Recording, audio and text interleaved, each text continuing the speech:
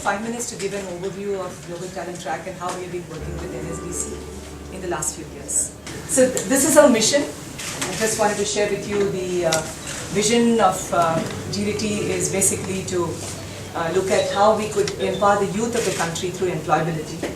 And here are the 5 values that we cherish, and we try to inculcate these with, particularly with our employees and their trainers, starting with empathy, integrity, excellence in how we can deliver and make the program meaningful, ownership, that is why the students are here and what is the purpose for which they are here, and all of us have that responsibility and accountability to deliver value to them. As I said earlier, we are partners with NSDC. We are delighted with this relationship. There are many things that we have been able to plan together, and we look forward to achieving in the coming years. The key investors in our company include Intel, Cisco, and Helion Ventures. With respect to specific sectors that we have focused on, they include IT, ITS, telecom, BFSI, and within engineering services, we are focused on auto and electronics. In terms of the methodology that we have been using, which is somewhat differentiated from other training companies, we have tried to look at how we could use face-to-face training coupled with e-learning, virtual classroom support, mobile learning. These are some of the methods which will be really relevant when you're thinking about scaling, and these are areas where we have started doing some significant work. So the advantage that we are able to deliver to our students include the fact that the training content is NSDC aligned, and it is with respect to the specific job roles that the industry is looking for, the blended delivery methodology we talked about. We have access across the country, and we work with leading corporations who are looking for trained candidates. Through these partnerships that we are able to provide this value to our students. So this is just a microcosm of the kind of companies that we work with. So in terms of the impact that we have been able to make, we have touched close to 2.5 million students across the last 5-6 years that we have been in existence. At any given point of time, there will be about 5,000 students who will be undergoing training programs. And these candidates come from engineering, commerce, ITIs, polytechnics. And we work with close to about 2,000 colleges or universities across the country. In terms of our presence, particularly the impact that we have been able to make, it is semi-rural, and to some extent now we have also started going into rural locations. And apart from engineering management graduates, we have also been able to touch ITI, Polytechnic as I mentioned, and also the other undergraduate students. I'd like to talk about few case studies to just give you a glimpse of how we have been able to make the impact. The first one is with reference to the project that we have implemented in Jammu and Kashmir. This project actually began with assessing the current capability of the students, and thereafter building a talent assessment report for the state, and thereafter trying to put in place talent development initiatives. So typically when we look at this sort of an assessment process, what happens is the student comes in with certain expectations that I want to do X or Y. But then this detailed assessment process that we have put in place with a tool called eDNA, which is Employability DNA of the student, it gives the student an idea as to where they stand vis-a-vis their aspirational role, what are the areas where they need to improve, and what could be the ideal role that they could look at in the short term. So this is how we have been able to do this kind of an engagement with the students, and thereafter, after they undergo the training program, we look at the last mile connectivity, which is basically by bringing together companies both at the Valley as well as in Pune, where students came for training. Antron is the other case study I wanted to share with you, where we have trained more than 1,000 students through this initiative, covering various parts of Assam. With NSDC, we have identified a number of these roles: engineer trainee, associate transactional F&E, software developer. These are roles which have been specified by the sector skill councils. And for these roles, currently more than 5,000 students are being trained across these various states. And at the end of this program, they will be actually provided job opportunities. And these programs are currently funded by companies like Genpact, Infosys, Cyient. As you may be aware, STAR Phase 1, we had the funding from the government. Post that, we have been able to garner support from some of the companies who are funding some of these initiatives. so that students can get employability options. Another case study I want to share with you is what we call Channel K. It basically is something that we are running in partnership with various universities like Allahabad University, Tamil Nadu Open University, YCMU. It essentially looks at how we can provide access to students, the best of expertise and the cutting edge content. And here is where we have introduced mobile learning also. And this is how virtual learning is something that is found to be meaningful for the students. The last one I want to share with you is what we're doing in Kerala. And this is covering 34 ITIs.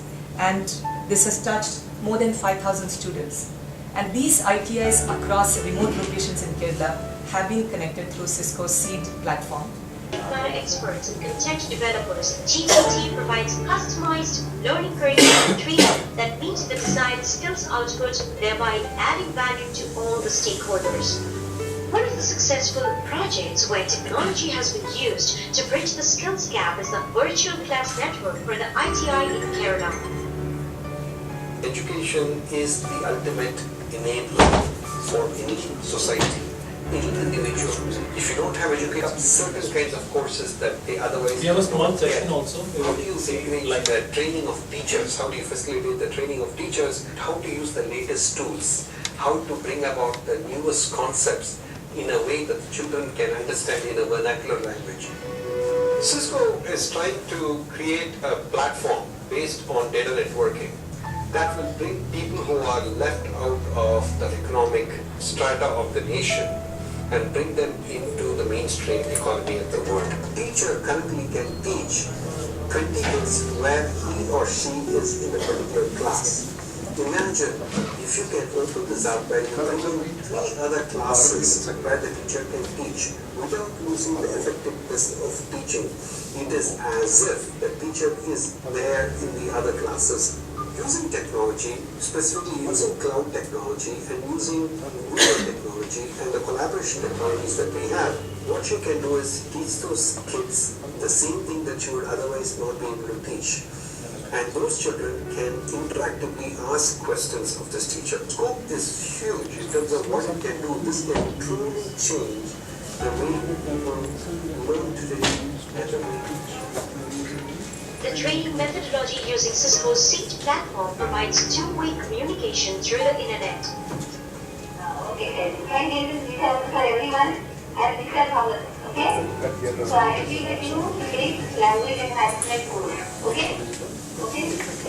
Okay, good. So give me response again, about every time. The project started in 2012, covering 34 ITI locations across the state of Kerala. Over 5,000 candidates have been trained using the methodology so far that employs vernacular trainers and interactive methods to engage the trainers. The project has won the Best Government Award for Excellence by the state government at the hands of the Chief Minister. In order to reach out to millions of youth in the country and to impact the skills landscape, adopting technology is the only way to make this happen. We at GTT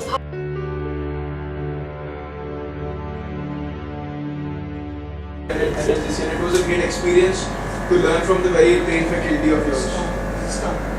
Yeah.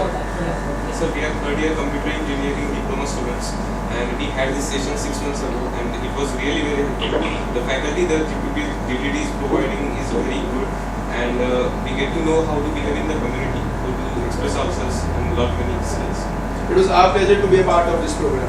Good evening, sir. I'm from GTT College. I'm from different Government Polytechnic. GTT training. I would like to thank you very much, sir, for making GTT one of the program because it is really very helpful for the students.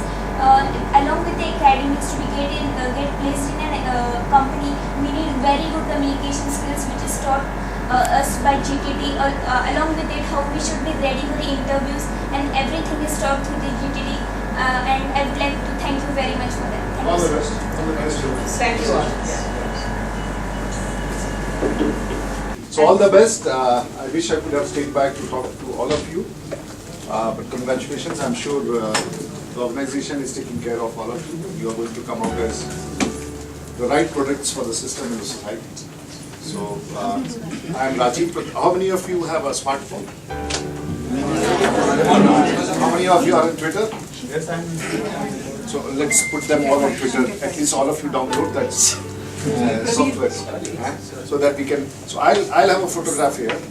I will post it on Twitter.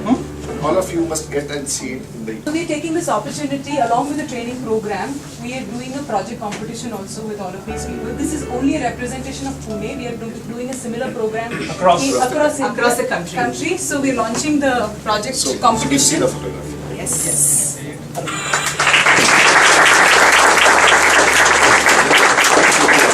When you're talking about skill development, it's just not in particular to the corporates.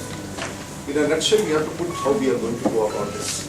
A, there is going to be a revised, we have the National Skill Development Policy, which was initiated in 2009, in which situation all this is there. The initial policy talked about training 500 million people.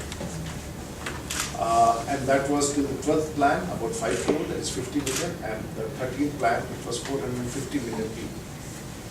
But these figures do not match today. And so the Prime Minister did not agree to that. So subsequently, he created a ministry which was created on 9th November 10th November, the day I was inducted into the council. Now, what's the challenge? We're talking about 450 million people in the unorganized sector. So out of which the farm sector would be around 54%, so that would be around 220 million people. So at this point of time, we are initially addressing another 220 million people, plus 10 million which gets added every year. So that would be around next 5 years, about 260%. So that's the challenge.